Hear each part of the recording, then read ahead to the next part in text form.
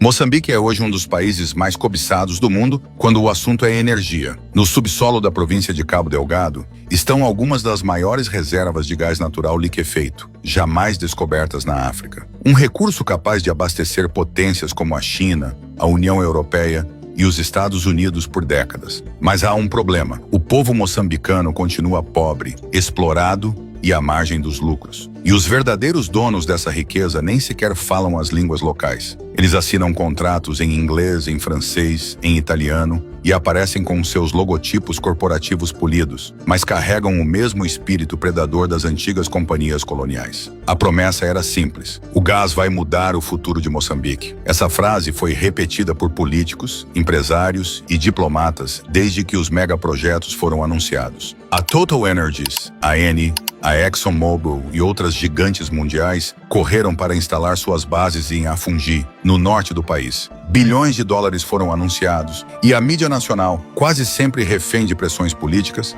estampava manchetes otimistas sobre progresso e crescimento. Mas o que de fato mudou? A resposta é cruel. Cresceu o lucro estrangeiro, aumentou a militarização e o povo seguiu sem saneamento, sem luz, sem saúde. E agora, também sem terra. A região de Afungi, onde se concentra o complexo logístico dos projetos de gás, foi expropriada à força. Povos tradicionais, pescadores, camponeses foram retirados das suas terras sob a justificativa de interesse nacional. Mas qual nação é essa se a própria população não vê nenhum centavo? Os contratos foram assinados em gabinetes fechados, com cláusulas de confidencialidade, renúncias fiscais e garantias de segurança para as multinacionais, que incluem inclusive proteção militar paga pelo próprio Estado moçambicano. Isso mesmo, o povo paga para proteger a riqueza que não consome. É o colonialismo reciclado com assinatura digital. E para que esses interesses sigam intactos, qualquer tentativa de contestação é tratada como ameaça.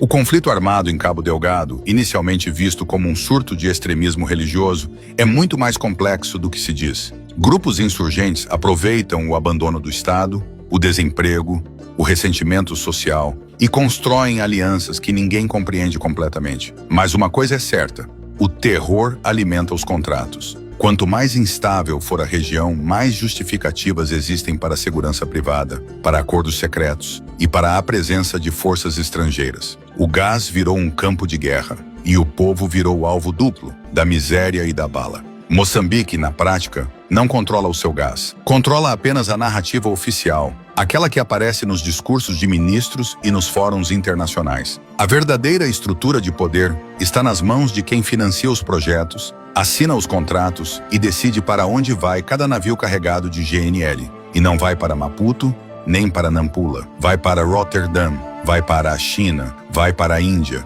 E o que volta? Dívidas, promessas e uma elite local cada vez mais cúmplice desse assalto travestido de investimento. A situação fica ainda mais grave quando percebemos o tipo de dependência que esses contratos criam. Moçambique, hoje, está refém da sua própria riqueza. A expectativa pelo gás é usada como chantagem econômica. Aguentem mais um pouco, os lucros virão. Mas os lucros vêm para quem? A estrutura tributária que rege esses megaprojetos é montada para favorecer as multinacionais. Isenções fiscais de décadas, repatriação irrestrita de lucros, acordos de confidencialidade que impedem qualquer fiscalização séria. E se alguém tenta questionar isso, é taxado de inimigo do progresso. A própria lei moçambicana foi moldada para atender a esses projetos. Ou seja, o país muda sua constituição para caber nos contratos das empresas, e não o contrário. Enquanto isso, a população observa o desfile de promessas. Escolas que não saem do papel, hospitais fantasmas anunciados em cerimônias públicas, estradas que começam e nunca terminam. O projeto de gás foi vendido como a chance de modernizar Moçambique. Mas o que se vê em campo é outra realidade. Militares estrangeiros, vigilância privada,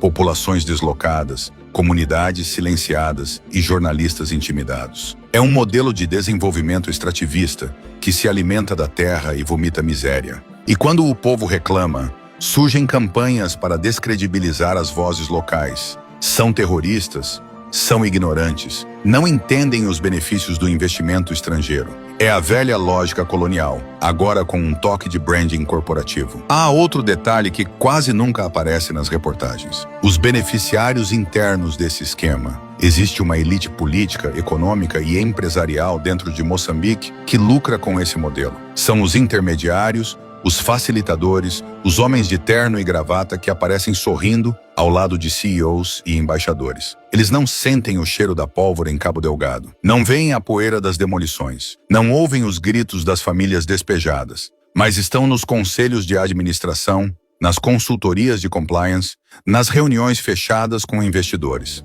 São moçambicanos que optaram por servir ao capital estrangeiro e que agora são pagos em dólares para atrair sua própria pátria. E mesmo diante dessa avalanche de injustiças, a imprensa local vive acuada. Jornalistas independentes que tentam investigar os impactos dos megaprojetos sofrem perseguições, ameaças e até desaparecimentos. Já houve casos de assassinatos misteriosos, hackeamentos, prisões arbitrárias e censura institucional. A narrativa precisa ser protegida. A imagem de Moçambique como exemplo africano de investimento energético não pode ser arranhada. Afinal, há muito dinheiro em jogo, muito mais do que o PIB do país. E os investidores não gostam de manchetes negativas. Eles gostam de estabilidade, mesmo que seja uma estabilidade forjada com sangue. Nesse contexto, o povo é empurrado para a ignorância calculada. Há poucas campanhas de conscientização sobre os contratos assinados. Poucos moçambicanos sabem quais são os termos dos acordos com a ExxonMobil ou a Eni. A linguagem jurídica é intencionalmente inacessível,